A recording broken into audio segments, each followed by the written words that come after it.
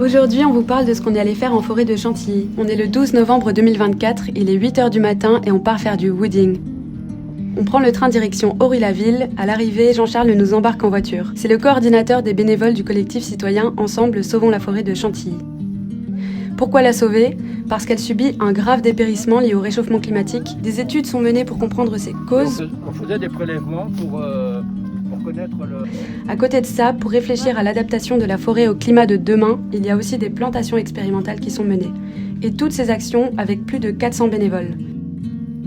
Aujourd'hui, on recense les plants et leur état. D'essayer de retrouver les plants des parcelles.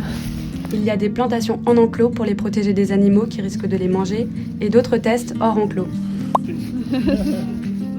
Il y a beaucoup de chênes, du pin aussi, un peu de frêne et même une tentative de séquoia géant. Aline, c'est la rigolote du groupe, elle a un rire qui résonne dans la forêt, elle se chamaille avec JC, bref, j'étais obligée de la mentionner. Fais semblant, Jean-Charles, pause. En tout cas, bonne ambiance, petite pause café et c'est déjà le moment de rendre les bottes. Faut que tu rendes les bottes. Non! Heureusement, plein d'actions sont à venir, de la recherche et des sciences participatives, de l'entretien et du renouvellement forestier, des inventaires de la faune et de la flore. Bon, tout ça pour vous parler des initiatives citoyennes en forêt et pour vous inviter à faire du wooding.